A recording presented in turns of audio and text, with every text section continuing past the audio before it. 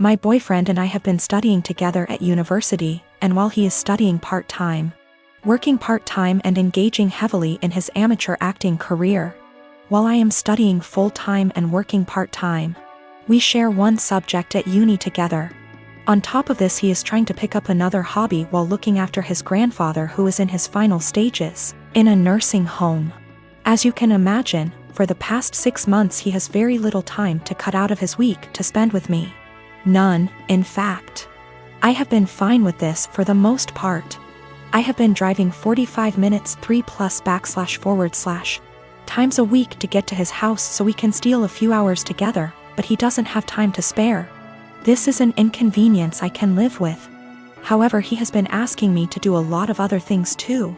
He has frustrated me multiple times with demands that I visit his grandfather, who does not recognize me, for 2 hours, which turns into 4.5 hours, or help him with a family matter, which lasts 5 hours or so.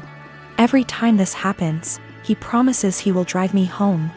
And every time he says he doesn't have time anymore and I need to catch the train home, 1 hour plus walking. I have spoken to him about how this is unfairly affecting me, and he seems to take it on board, but just forgets again the next time he needs something.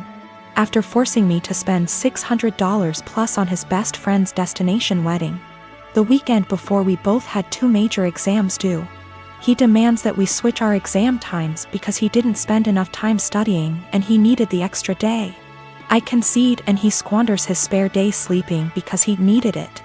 I take my classes very seriously and I feel very over by his demands. I understand that family matters / best friends are important things, but he has eaten into hours and hours of my study time, and my grades are dropping. Not only that, but it's affecting my emotional health also.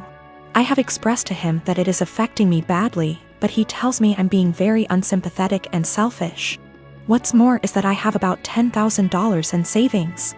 He recently became aware of this and has demanded that I help him pay his bills because we're a team, he is broke. I helped him with a few, but drew the line after $500 because he is very irresponsible with money and there's only so much I can pour out before it seriously affects me. He is also demanding that I give him access to my bank account because we are in this together. And he wants to marry me one day, so we should start sharing now. I don't really know what to do. I want to be a good girlfriend and do what he needs me to do right now, but it's beginning to affect my health.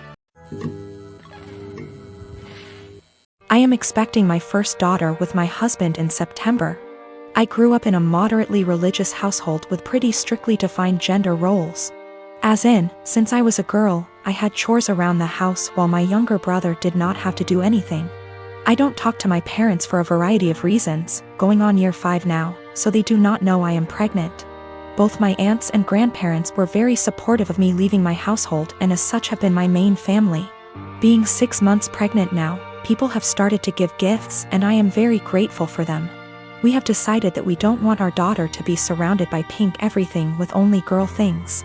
So we have made a conscious effort to include traditionally boy outfits and toys like dinosaurs and cars. We have told people that any gender items would be accepted, and if it's getting too much pink, we have gone out to balance a bit, getting a green jacket or something. My younger aunt has taken great offense to this because boys are boys and girls are girls. And she is a very verbal and loud person and has let us know several times her opinions. She has 2 boys. At my baby shower, my older aunt gifted us a book called Goodnight Construction Site and a little stuffed truck. My younger aunt went on a tirade about how we are somehow making our daughter trans and not allowing her to be a girl. And she's a loud person, so of course her saying this was more like a yell. And in front of my very liberal in-laws who are very supportive of our choice. Pregnancy hormones took over and I grabbed the toy, gave it to my younger aunt and asked her what part of the penis was needed to operate this toy truck. She yelled that's not what she meant and left. The rest of the baby shower went fine, but it was a bit awkward after. Since then she has been blowing up Facebook where a bunch of people agree with her that I am making my daughter trans, and have been telling me that I was an asshole. The rest of my think what we are doing is fine, but that I shouldn't have handled it that way. I do not care if she ends up loving pink and unicorns etc., we will get her them then. I just was trying to balance out the sheer amount of pink items we were getting from friends and family. Almost every single gift has been heavily pink or girl influenced, to the point where she would not be dressed in anything but pink if we did not go out and buy some more boy things. I also am generally not a person who argues, but I feel like a bit of an unholy because I intentionally said this as deadpan serious as I could and with the intent to embarrass her in front of our family members present. My delivery and question did have the intended effect, and she went quite red before leaving. This was also the first transphobic comment I've ever heard out of her mouth. While we all grew up quite conservative, my older aunt coming out 27 years ago really changed my family's perspective. My grandparents have changed from what they previously viewed, and my aunt was always supportive of my other aunt.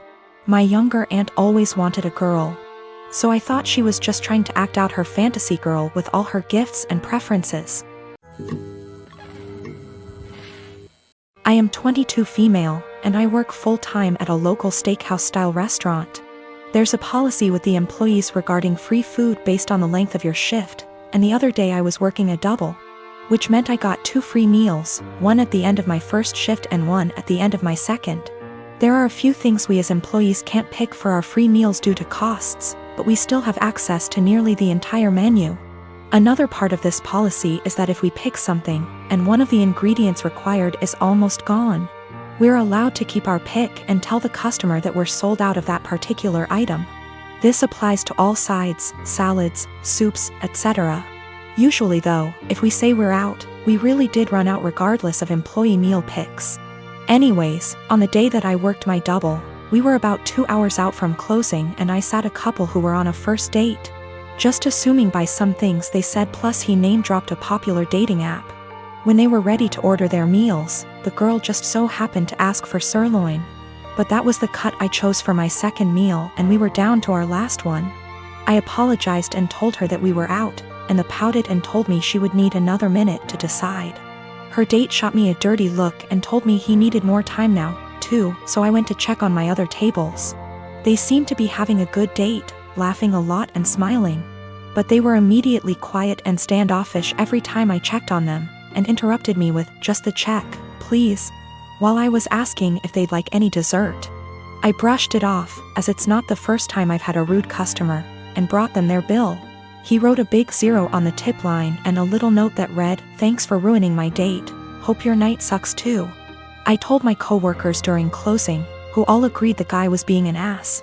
But when I called up my dad the next day and the topic of work and those particular customers came up, he told me I should have been less selfish and just let the woman have the sirloin, and that I should have picked something else. He told me they didn't handle it very well, but that young lady had probably been looking forward to that steak. You knew you could have given it to her and you didn't. I'm honestly a little disappointed in you. That really hurt my feelings, and I've been wondering if I was actually in the wrong. I don't believe it was a money thing. The guy ordered a pretty expensive seafood dish and the girl had one of our pricier cocktails. The sirloin is not our cheapest steak option. Yes, I'm aware that it's a weird policy, but it's our policy, and my bosses encourage employee satisfaction so that we can ensure customer satisfaction. I do not eat steak for free every day I work there. I have it once every 1 to 2 weeks. I am a 41 years old male, single dad with a 13-year-old daughter, Lacey. My wife died in childbirth, and it's just been me and Lacey all her life. My sister has been a big help in raising Lacey, and we do keep in contact with her maternal grandparents. The issue started a couple of months ago when Lacey started her period. I knew this day would come, so I spoke to my sister, my female best friend, and my mother-in-law to be well prepared. I gave her the talk with her grandmother and aunt there. I buy her pads and tampons. I even have Midol and heating pads ready for Lacey when she needs them. The problem began when I began to notice a smell coming from Lacey's room. I went in to investigate and found pads and tampons openly disposed of in her wastebasket. I checked her bathroom and it was worse. She had her blood-stained undergarments in the tub. I took out her trash and did my best to get rid of the smell, but I didn't know what to do with the underwear in the tub. Later, I noticed bloodstains on the couch. It took a while of cleaning, but I got them out. I figured that was the end of that. It happened again last month, when I noticed Lacey's room was stinking again. And I saw she didn't even wash the underwear from before. The bathroom was unbearable at this point. Then earlier this week, I saw bloodstains on the couch again. I sat Lacey down and told her that she had to learn to properly dispose of her feminine hygiene products and wash her underwear, as the smell was becoming too much. And to be careful of getting bloodstains on the couch or anywhere she sits. I also noticed her sheets had a lot of bloodstains and brought this up too. I also let her know that it was okay to get blood on things as long as she washed them. And I wouldn't be upset if I saw her bloodstained items being washed. Lacey immediately blew up at me saying that periods aren't gross and that I was period shaming, and that I needed to educate myself on menstruation. I then got texts from my sister and mother-in-law scolding me for making Lacey feel ashamed of her bodily functions. But I honestly wasn't trying to convey that periods are gross. I was trying to convey that her hygiene needed to be addressed and that the smell was becoming unbearable. I just wanted to make sure that Lacey knew how to properly dispose of pads and tampons without it smelling, and that I wouldn't be annoyed if she washed her blood-stained items. We have washed the sheets with hydrogen peroxide and purchased some OxyClean for future instances should we need it. I have asked her aunt and grandmother about, and they'll be able to give her more info as different hygiene products she can use.